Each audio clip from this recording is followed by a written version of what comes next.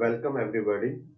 This is our sixth class in magnetic effect of current chapter for class 10, and this is a bonus class, so this is not for everybody. You can choose it to watch it or skip it. Here I will cover some additional topic is related to your previous topics, like in previously we have discussed force on a current carrying conductor, and in this video we will uh, discuss a additional part of it, that force between two current carrying conductor. Like if we discuss two magnets, then two magnets can attract or repel each other. Similarly, two current carrying conductors can also attract and repel each other, so we will discuss that. We will also discuss electromagnetic induction, and we will if we have some time, then we will also discuss principle of electricity generation using motors, and principle of rotation using dynamos and those kind of stuff. Now, as usual, if you found these videos any helpful to you, then please consider liking these videos, sharing these videos, and subscribing to my channel, because it helps a lot when you share and subscribe our channel. Our channel gains more attention, and it get more recommended. With the help of that, we feel more motivated to make such content, and that content is also beneficial for you. And it is a zero cost way for you to support us. So do support us, do share this video and subscribe to our channel. With this, let's start today's video and today's topics. So let us move to the screen. These are the snapshots which we have covered till, and you can watch in on all of these in our previous videos. So with this, let's start today's topic. First topic is force between two current carrying conductors.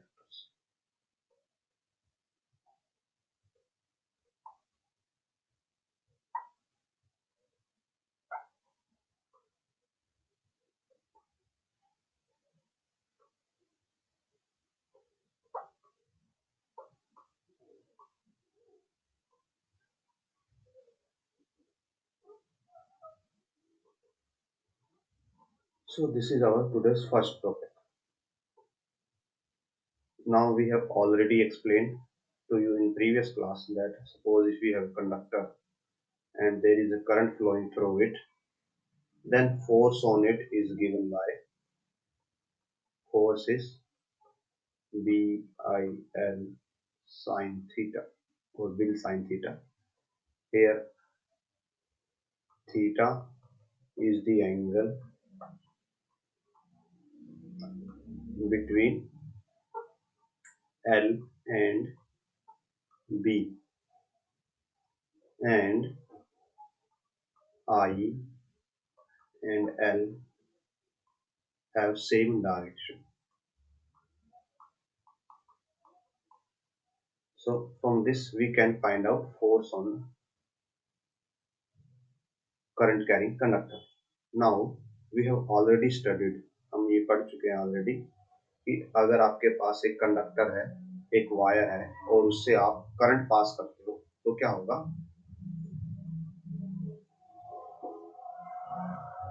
एक current carrying wire will produce magnetic field.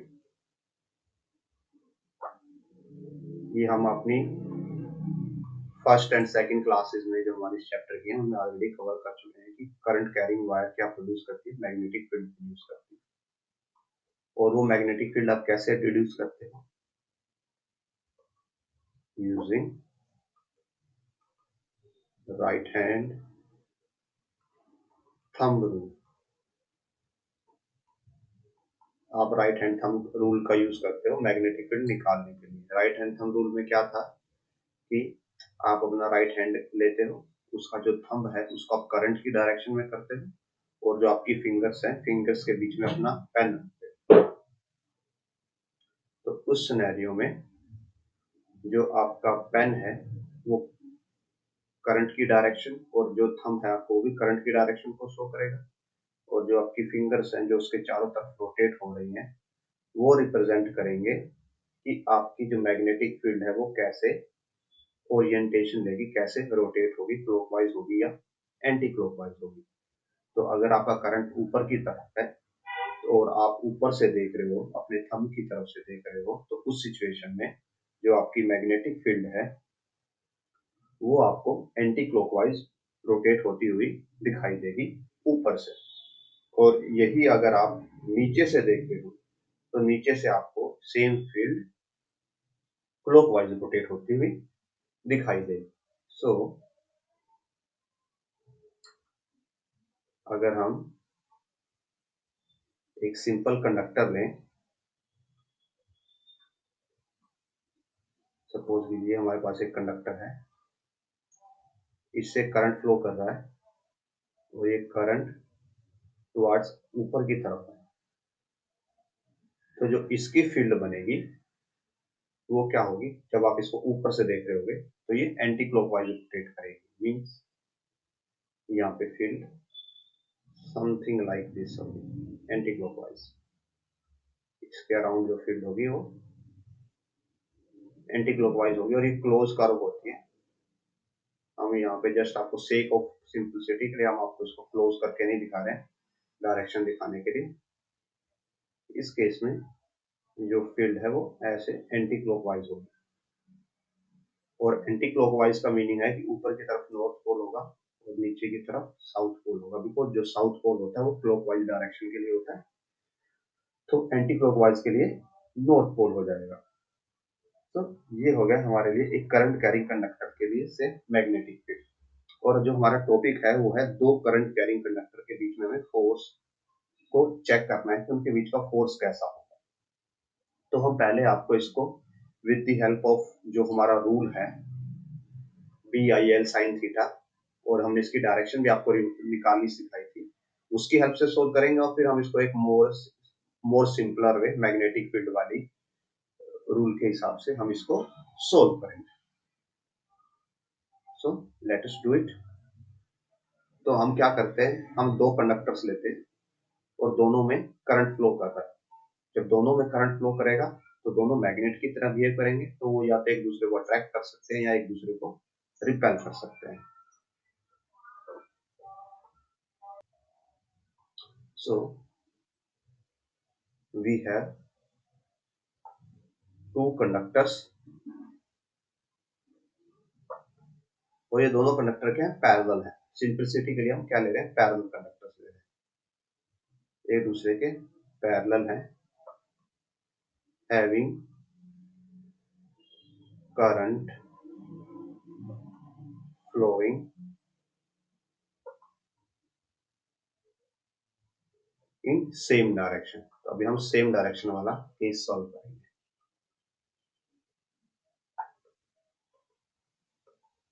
Okay, तो हम पहले लेते हैं,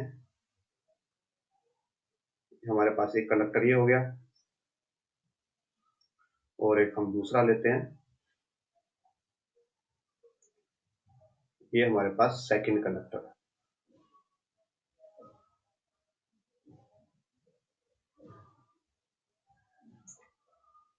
let us choose, इसका colour separate कर लेते हैं।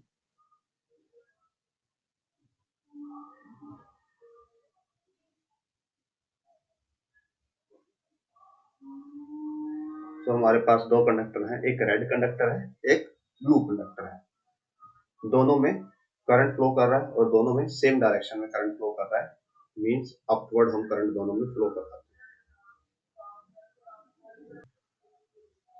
तो इसमें भी ऊपर की तरफ करंट फ्लो कर रहा है।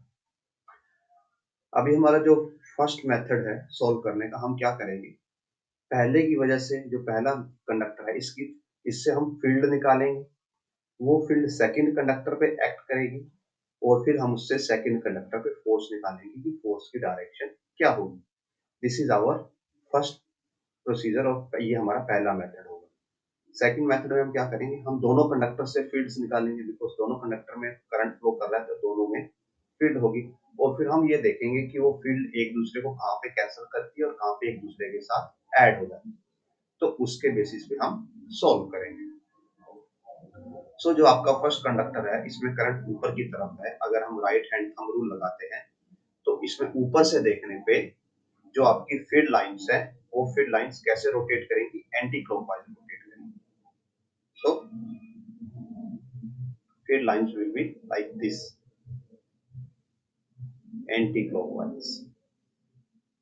मैग्नेटिक फील्ड इसकी ऐसे रोटेट करेगी। और यहाँ हम साइड्स भी डिफाइन कर लेते हैं, ये लेफ्ट साइड है, ये राइट साइड है। सो जो हमारा रेड कंडक्टर है या कंडक्टर नंबर ए है और ये हमारा कंडक्टर नंबर बी है। अब एक कंडक्टर के लेफ्ट से फील्ड लाइन आ रही है और उसके राइट में फील्ड लाइंस जा रही है, और ये बाहर लेफ्ट से कैसे आ रही है, लेफ्ट से ये स्क्रीन से आउट हो रही है, मीन्स ये कंडक्टर के परपेंडिकुलर है। ये लेफ्ट से स्क्रीन से बाहर आ रही हैं और राइट से स्क्रीन के अंदर जा रही हैं। तो अगर हम यहाँ पे डायरेक्शन बना लें जिससे कि हमें और इजी हो जाएगा कि जो हमारा ऊपर वाला है इसको हम वाई डायरेक्शन लेते हैं, जो स्क्रीन में जो स्क्रीन का जो वर्टिकल है इसको हम वाई डायरेक्शन लेते हैं, स्क्रीन का जो हॉरिजॉन्टल है इसको एक्स लेते हैं, और जो स्क्रीन से आउट डायरेक्शन है इसको हम जेड लेते हैं। तो यहाँ पे जो मैग्नेटिक फील्ड है,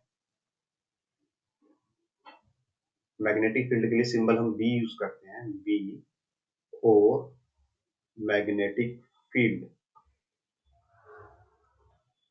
ऑन लेफ्ट साइड में किस डायरेक्शन में है, प्लस जेड डायरेक्शन में है, बिकॉज ये यहाँ पे स्क्रीन से बाहर आ रही है। और राइट साइड में फील्ड किस में है, माइनस जेड डायरेक्शन में है, बिकॉज अब वो राइट साइड में स्क्रीन के अंदर जा रही है। तो मींस ए के राइट में फील्ड माइनस जेड में है। तो अगर आप यहाँ पे आओगे इसकी वजह से जो फील्ड होगी, ए की वजह से ऐसे फील्ड इंक्रीज होती जाएगी, कुछ टाइम के बाद ये फील्ड ऐसे और आगे तक जाएगी और ये फील्ड यहाँ तक भी पहुंचेगी। तो जब ये कंडक्टर पे एक्ट करेगी तो कंडक्टर पे इसकी डायरेक्शन क्या होगी, जो डायरेक्शन इसकी ए के राइट में, मींस कंडक्टर पे लगने वाली फील्ड किस में होगी, माइनस जेड डायरेक्शन में होगी। तो कंडक्टर पे हमें फील्ड मिल गई, फील्ड किस पे एक्ट कर रही है, माइनस जेड डायरेक्शन में। ओके, तो ये हो गई हमारी फील्ड। अब कंडक्टर का जो करंट है, करंट तो ऊपर की तरफ जा रहा है, करंट हमारा ऊपर की तरफ जा रहा है तो ये हो गया हमारा करंट और आई। और आपको ये पता है कि एल एंड आई की डायरेक्शन हम सेम लेते हैं, तो जो हमारा एल है वो आई की डायरेक्शन में होगा और बी हमारा माइनस जेड डायरेक्शन में होगा। तो अगर आप इन दोनों को यहाँ पे प्लॉट करते हैं ऐसे, दिस इज आवर आई जो कि किस में है, वाई डायरेक्शन में, और इसको आप एल भी बोल सकते हैं, और यहाँ पे हमारा है बी जो कि माइनस जेड डायरेक्शन में। ओके, तो अब हमें डायरेक्शन निकालनी है फोर्स की। तो हमें ये पता है कि जो हमारा फोर्स होता है, force is B I L sine theta, और हमने इसको आपको इसका एक प्रॉपर फॉर्मूला भी बताया था, that is I L cross B, और यहाँ पे एल और बी के हिसाब से डायरेक्शन डिसाइड होगी किसकी, फोर्स की। तो अभी हमें जस्ट डायरेक्शन देखनी है। तो अभी डायरेक्शन देखने के लिए हम सिर्फ एल और बी पे ध्यान देंगे। जो एल की डायरेक्शन है वो आई की डायरेक्शन के इक्वल है और वो है वाई। ये सिर्फ हम किसके लिए कर रहे हैं, डायरेक्शन निकालने के लिए कर रहे हैं। और जो बी की डायरेक्शन है वो है minus Z direction, minus Z direction. और इन सब के लिए हमने आपको एक वे बताया था कि आप इनको कैसे सोल्व कर सकते हो। हमने आपको बताया था कि आपको ऐसे एक्स वाई और जेड राइट करना है और इनको ऐसे क्लॉकवाइज एरो से कनेक्ट कर देना इस सिनेरियो में क्या होगा, जब आप x से y पे जाओगे, मींस x और y का आप क्रॉस करोगे तो आपको z मिलेगा और वो पॉजिटिव होगा। y z का क्रॉस करोगे तो आपको पॉजिटिव x मिलेगा, z x का क्रॉस करोगे तो आपको पॉजिटिव y मिलेगा। बट अगर आप रिवर्स लेते हो तो आपको नेगेटिव मिलेगा। तो इस केस में आप क्या कीजिए, नेगेटिव को आप बाहर निकाल लीजिए, तो ये आपके पास मिलता है y क्रॉस z। ओके, अब आप y और z का क्रॉस करोगे, y और z का क्रॉस करोगे तो आपको मिलेगा x, माइनस बाहर निकाल लेंगे और y z के क्रॉस से आपको मिल जाएगा x, यानी कि जो अभी आपका फोर्स लगेगा वो माइनस x डायरेक्शन में लगेगा। और अगर आप वापस हमारे डायरेक्शंस पे जाते हो तो ये थी हमारी पॉजिटिव डायरेक्शन यानी कि राइट साइड, तो माइनस x डायरेक्शन हो जाएगी लेफ्ट साइड में। तो इस केस में जो आपका फोर्स होगा वो आपको ये डायरेक्शन में फोर्स लगेगा। ओके, तो ऐसे आप यहाँ पे देख सकते हो कि अगर दो कंडक्टर जिनके बीच जो एक दूसरे के पैरेलल हैं और जिनमें करंट की डायरेक्शन सेम है, तो वो एक दूसरे को क्या करते हैं, अट्रैक्ट करते हैं। सेम डायरेक्शन में वो एक दूसरे को अट्रैक्ट करेंगे। अगर हम यहाँ पे डायरेक्शन को रिवर्स कर देते हैं तो वो एक दूसरे को रिपेल करेंगे। तो ये तो हो गया हमारा वन वे ऑफ एक्सप्लेनेशन, जहाँ पे हमने एक तरीके से इसको एक्सप्लेन किया। अब दूसरा क्या है, मैं हम ये मैग्नेटिक फील्ड लाइन की हेल्प से एक्सप्लेन करते हैं। ये मोर ऑफ इंट्यूटिव है ये वाला एक्सप्लेनेशन। सो ये हमारा रेड कंडक्टर हो गया और ये हो गया ब्लू कंडक्टर। अब हम इनके अराउंड फील्ड बना लेते हैं। बिकॉज दोनों में करंट अपवर्ड्स है तो जो दोनों की फील्ड होगी वो एंटी क्लॉकवाइज होगी ऊपर से देखने। सो ये पहले कंडक्टर की फील्ड है एंटी क्लॉकवाइज,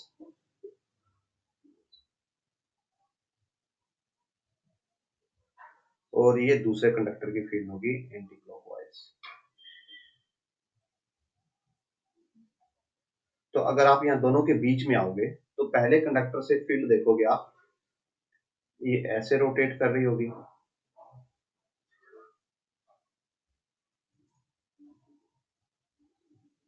पहले कंडक्टर से फील्ड ऐसे रोटेट कर रही है और दूसरे से ऐसे रोटेट कर रही है। तो देखोगे आप यहाँ पे इस पॉइंट पे ये जो फील्ड है ये दोनों एक दूसरे को कैंसल कर रही है, कैंसल आउट कर रही है। तो इस सिनेरियो में क्या हो जाता है कि जो बीच वाला रीजन है, ये एक ऐसी लाइन जो इन दोनों को कनेक्ट करती है, उस लाइन पे जो फील्ड है वो एक दूसरे के साथ कैंसल आउट हो जाती है और जो हमारे पास नेट फील्ड बचती है, अगर आप यहाँ पे देखोगे तो यहाँ पे देखिए फील्ड की डायरेक्शन ये, यहाँ पे फील्ड की डायरेक्शन ये, तो ये दोनों फील्ड यहाँ पे ऐड होंगी क्योंकि सेम डायरेक्शन में है। ऊपर देखोगे आप तो फील्ड दोनों रिवर्स है, दोनों सेम डायरेक्शन में, तो दोनों फील्ड ऐड हो जाएंगी। तो ऊपर और नीचे की फील्ड ऐड हो जाती है और बीच वाली फील्ड कैंसिल हो जाती है। तो जो हमारे पास नेट रिजल्टेंट बचता है वो ऐसे बचता है। ये हमारे पास रेड कंडक्टर है और ये हमारे पास ब्लू कंडक्टर। तो जो आपके पास फाइनल फील्ड बचती है वो फील्ड आपके पास फाइनल समथिंग लाइक दिस बचती है।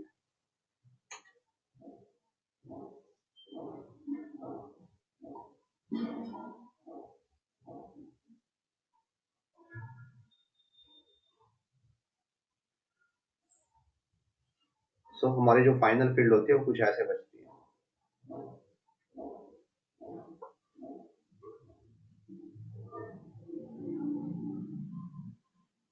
हम बीच में थोड़ा सा इसको और बेटर वे से बना सकते हैं।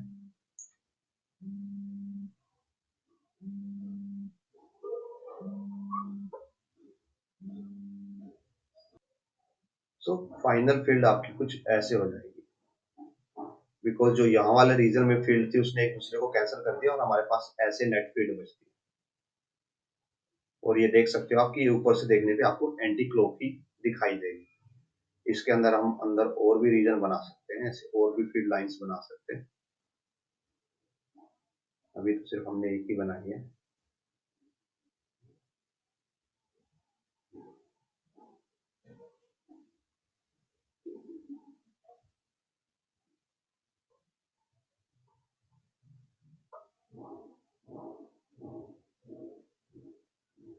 तो अभी आप बोलोगे कि सर इससे इफेक्ट क्या पड़ता है। तो इफेक्ट ये होता है कि जो फील्ड लाइन होती है ना, जो भी फील्ड लाइंस होती है, मैग्नेटिक फील्ड लाइंस, अगर आप आगे जाके और भी टाइप की फील्ड लाइंस पढ़ोगे, इनकी एक प्रॉपर्टी होती है, tries to reduce their area. ये फील्ड लाइंस हमेशा अपना एरिया कम करने की कोशिश करती है। कौन सा वाला एरिया? जो एरिया ये ले रही है। फील्ड लाइंस हमेशा एक दूसरे के पास आने की कोशिश करती है, अपना एरिया कम करने की कोशिश करती है। जब ये एक सिंगल कंडक्टर के केस में होती है तो एक कंडक्टर को ये कंप्रेस नहीं कर सकती। ये वायर है, इसको ये दबा नहीं सकती क्योंकि वायर ऑलरेडी सॉलिड मटेरियल है। तो इस केस में सिंगल मटेरियल पे कुछ नहीं कर पाती। बट जब ये फील्ड लाइन दो मटेरियल्स के क्रॉस रोटेट कर रही हैं, तो उस सिनेरियो में क्या होता है कि दोनों मटेरियल्स के बीच में स्पेस है, एम्प्टी स्पेस है। तो ये क्या करती हैं, ट्राई करती हैं, कोशिश करती हैं कि ये एक दोनों को एक दूसरे के पास ले आए ताकि जो स्पेस है ये मिनिमाइज हो जाए। और इसकी वजह से अगर आपके दोनों कंडक्टर में सेम डायरेक्शन में फोर्स करंट फ्लो कर रहा है, तो ये दोनों ये एक दूसरे के बिल्कुल पास ले आएंगी, पास लेके आने की कोशिश करेंगे। और अगर ये दोनों को एक दूसरे के पास लेके आ रही है तो इनमें फोर्स किस टाइप का हो जाएगा, अट्रैक्टिव फोर्स हो जाएगा। तो ये एक सेकंड वे की एक्सप्लेनेशन है कि कैसे आप बता सकते हो कि अगर दो करंट कैरिंग कंडक्टर में सेम डायरेक्शन में फोर्स हो रहा है तो वो एक दूसरे को क्या करेंगे, अट्रैक्ट करेंगे। और अगर यहाँ पे आप फोर्स को, ये करंट को अपोजिट कर देते हो तो यहाँ पे बीच में डायरेक्शन सेम हो जाती है। तो अगर डायरेक्शन सेम होती है तो दो फील्ड लाइन एक दूसरे को कट नहीं कर सकती, क्योंकि सेम डायरेक्शन है तो उनको ऐड होना पड़ेगा, वो एक दूसरे को कट नहीं कर पाएंगे। तो इस दैट्स वाई वो एक दूसरे को रिपेल भी करने स्टार्ट कर देंगे। तो चाहे आप इससे भी एक्सप्लेन कर सकते हो या ऊपर जो हमने आपको फोर्स वाले मेथड से एक्सप्लेन किया, आप उस वाले मेथड से भी एक्सप्लेन कर सकते हो कि कैसे दो कंडक्टर एक दूसरे को अट्रैक्ट करेंगे या रिपेल करेंगे। इसके साथ अब हमारा जो आज का सेकंड टॉपिक है उस पे चलते हैं, दैट इज इलेक्ट्रोमैग्नेटिक इंडक्शन। तो जो इलेक्ट्रोमैग्नेटिक इंडक्शन है वो भी आपके लिए एक बोनस टॉपिक है। वो एज सच आपके सिलेबस में मेंशन नहीं है, बट उसके कभी ना कहीं से आपको जरूरत पड़ जाती है। तो उस आपको एक बेटर अंडरस्टैंडिंग के लिए उसका थोड़ा आइडिया होना जरूरी है। तो दैट इज इलेक्ट्रोमैग्नेटिक इंडक्शन। तो हम इसको आपको शॉर्ट में समझाते हैं कि व्हाट इज दिस फिनोमेना, ये फिनोमेना होता क्या। तो हमने आपको बताया था, हमारा जब चैप्टर हमने स्टार्ट किया था तो हमने आपको बताया था कि जब चार्ज मोशन करे तो हमें क्या मिलता है, करंट।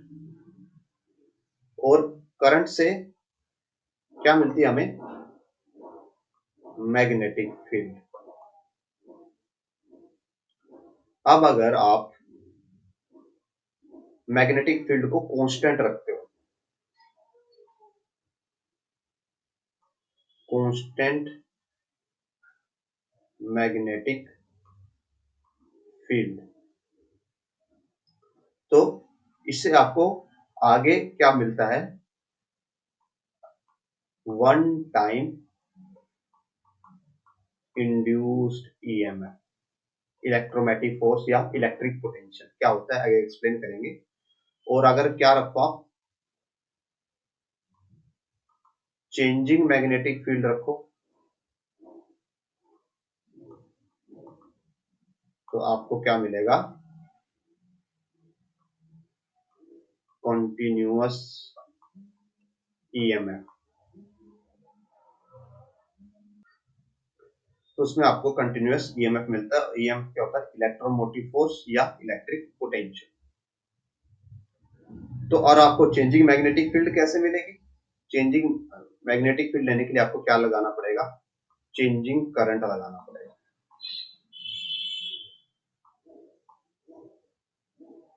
और जैसे आपको कांस्टेंट मैग्नेटिक फील्ड से क्या मिलता था, तो कांस्टेंट करंट से आपको कांस्टेंट मैग्नेटिक फील्ड मिलेगी और चेंजिंग करंट से आपको चेंजिंग मैग्नेटिक फील्ड मिलेगी।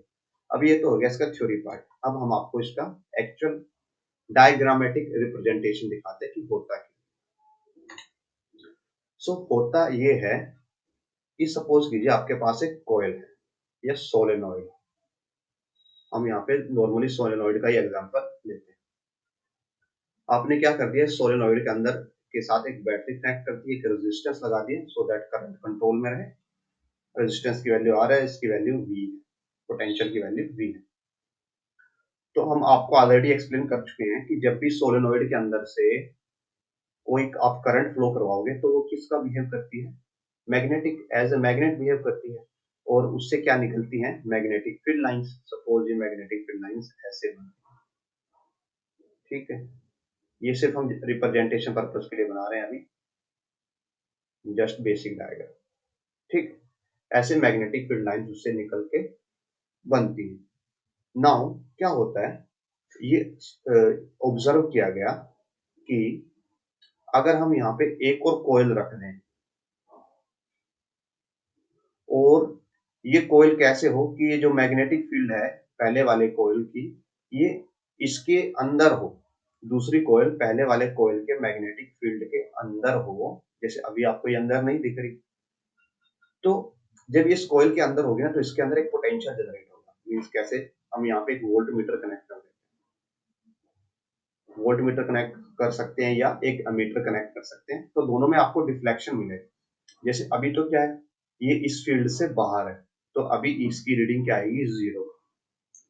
बट जैसे ही आप क्या करते हो, इसको इस फील्ड के अंदर ले आते हो, ये हम इसको इसकी मैग्नेटिक फील्ड के अंदर ले आए, तो इस सिनेरियो में क्या होता है कि आपके जो ये रीजन है, जो इतना रीजन ये जो मैग्नेटिक फील्ड के अंदर आ रहा है, इसकी मैग्नेटिक फील्ड की वजह से इसके अंदर क्या होता है, एक पोटेंशियल क्रिएट होता है जिससे आपको यहाँ पे रीडिंग मिलती है। इस फिनोमेना को बोला जाता है इलेक्ट्रोमैग्नेटिक इंडक्शन।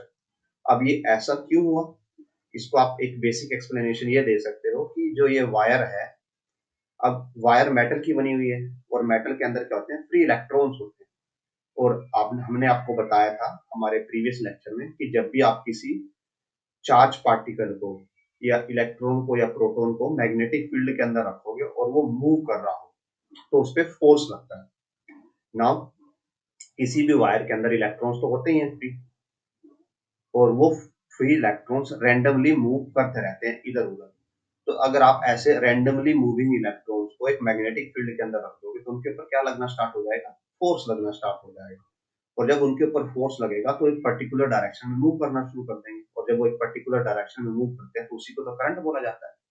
जब सभी के सभी इलेक्ट्रॉन एक सिंगल डायरेक्शन में मूव करना स्टार्ट करते हैं तो उससे क्या बनता है, करंट। तो यहाँ पे वही होगा कि पहले तो इलेक्ट्रॉन रैंडमली मूव कर रहे थे, उनका कोई नेट मोशन नहीं था, बट जैसे ही आपने उनको किस में रखा, एक मैग्नेटिक फील्ड में रख दिया, तो उनपे एक फोर्स लगा, फोर्स की वजह से वो सभी के सभी इलेक्ट्रॉन एक पर्टिकुलर डायरेक्शन में मूव करने लग गए।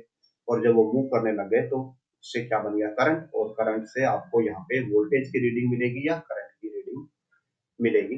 तो इसी को बोला जाता है इलेक्ट्रोमैग्नेटिक इंडक्शन, कि आपने एक कोयल के अंदर बैटरी कनेक्ट की, उससे करंट फ्लो करवाया, और उससे दूसरी कोयल जो कि उससे किसी भी तरीके से कनेक्टेड नहीं है, मीन्स उनके बीच में कोई फिजिकल कोई इलेक्ट्रिकल कनेक्शन नहीं है, तब भी सेकंड कोयल के अंदर इलेक्ट्रिसिटी जनरेट हो जाती है। That is electromagnetic induction. और जो हमारा इसका प्रैक्टिकल एप्लीकेशन होता है उसमें कोयल्स को कुछ ऐसे रखा जाता है, यहाँ पे तो हमने आपको ऐसे नॉर्मली रख के दिखाया।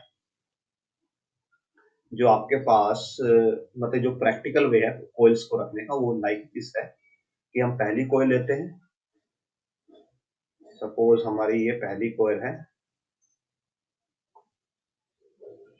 और फिर जो दूसरी कोयल होती है वो इसी के ऊपर रैप कर दी जाती है लाइक दिस। दूसरी कोयल का साइज थोड़ा बड़ा ले लिया जाता है, पहली कोयल के अंदर दूसरी कोयल होती है और ऐसे दूसरी कोयल होती है। पहली कोयल को आप इलेक्ट्रिसिटी से कनेक्ट कर देते हो और दूसरी कोयल में उसकी वजह से इलेक्ट्रिक पोटेंशियल और इलेक्ट्रिक करंट जनरेट हो जाता है। नाउ अब आप लोग बोलोगे कि इसकी एप्लीकेशन क्या है। और इसका एक वो सेकंड केस होता है रिप्रेजेंटेशन का, वो भी हम आपको शो कर देते हैं। वो थोड़ा सा डिफरेंट होता है। उसमें क्या किया जाता है, उसमें एक रोड ली जाती है,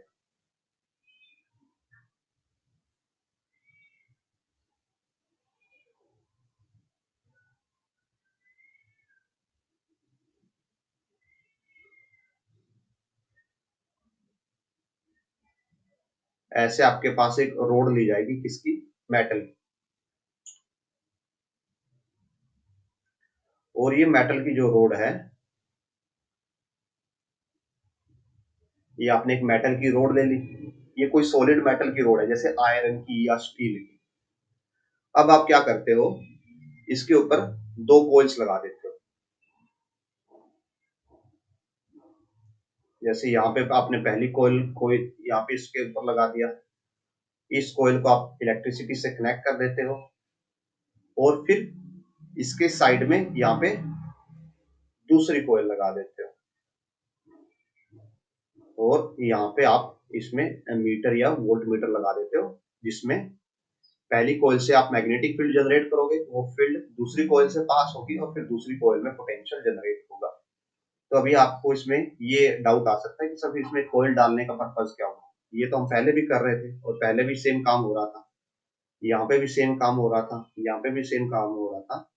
तो ये कोयल डालने का पर्पज क्या हुआ, ये सॉरी ये जो मैग्नेट मेटल की रोड है ये डालने का फायदा क्या हुआ। तो इससे बेनिफिट ये मिलता है कि जो मैग्नेटिक फील्ड है वो एयर में इतनी अच्छी तरीके से मूव नहीं करती as compare to iron. Iron में वो और भी बेटर वे से मूव कर पाती है। तो यहाँ पे मैग्नेटिक फील्ड प्रॉपर वे में सेकंड जो कोयल है उस तक पहुंच पाती है, और उससे यहाँ पे आपको better current production, better voltage production मिलता है।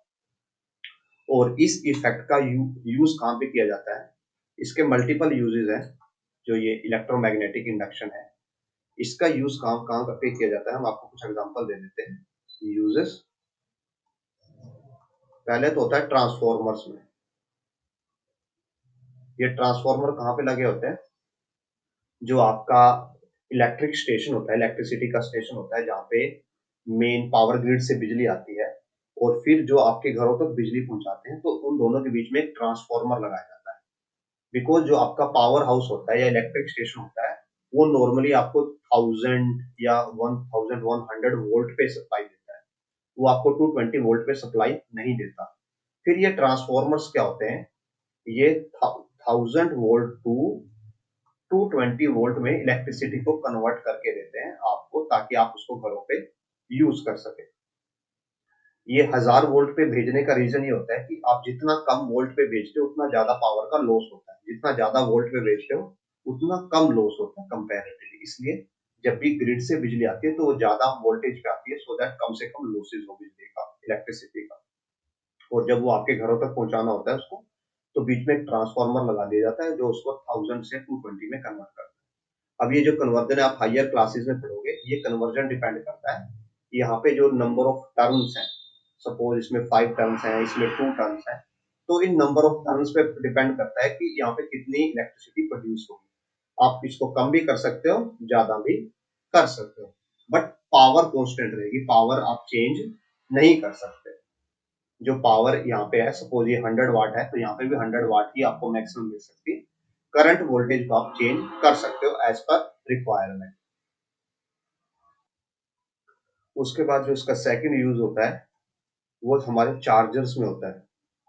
जो आपके मोबाइल फोन चार्जर होते हैं या लैपटॉप चार्जर होते हैं, वो नॉर्मली क्या करते हैं, वो 220 वोल्ट की सप्लाई लेते हैं और उसको 5 वोल्ट या 10 वोल्ट की सप्लाई में कन्वर्ट करते हैं। तो वहां पे वो किसकी हेल्प से यूज करते हैं, वो ट्रांसफॉर्मर्स का ही यूज करते हैं। और ट्रांसफॉर्मर में कौन सा इफेक्ट यूज किया जाता है, इलेक्ट्रोमैग्नेटिक इंडक्शन का इफेक्ट ही ट्रांसफॉर्मर्स में यूज किया जाता है। और इससे आपको एक टाइप का इंसुलेशन भी मिलता है। जैसे जो घरों की था एग्जांपल था, उसमें आप 1000 वोल्ट को 220 वोल्ट से फिजिकली इंसुलेट कर देते हो। तो 1000 वोल्ट के पास कोई भी वे नहीं है कि वो 220 वाले वोल्ट के सर्किट में पहुंच सके। तो ऐसे आप एक टाइप से इंसुलेशन प्रोवाइड करवा देते हो पूरे सिस्टम को 1000 वोल्ट से। और ऐसे चार्जर के केस में कि आप 220 वोल्ट को इंसुलेशन दे देते हो 5 वोल्ट से, तो ये एक दूसरे के साथ किसी भी वे में इंटरेक्ट नहीं कर सकती। अगर कोई डैमेज होता है तो सिस्टम ही काम करना बंद कर देगा, बट 220 वोल्ट यहाँ तक नहीं पहुंच पाएगी। तो ऐसे इलेक्ट्रोमैग्नेटिक इंडक्शन का यूज किया जाता है ट्रांसफॉर्मर्स में इलेक्ट्रिसिटी को कन्वर्ट करने के। अभी हम इस वीडियो का अपना लास्ट टॉपिक स्टार्ट करते हैं, जो आपका वो भी एक बोनस टॉपिक है, दैट इज अबाउट इलेक्ट्रोमैग्नेट्स। हम इलेक्ट्रोमैग्नेट्स के बारे में थोड़ा डिटेल में डिस्कस करेंगे कि इलेक्ट्रोमैग्नेट्स होते क्या हैं और उनका यूज कैसे किया जाता है और उनकी वर्किंग कैसे होती है।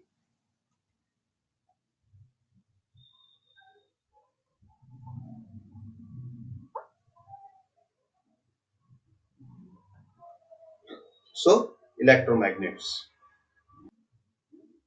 जो इलेक्ट्रोमैग्नेट्स हैं बेसिकली क्या होते हैं, सोलेनॉइड्स होते हैं विद सॉफ्ट आयरन कोर।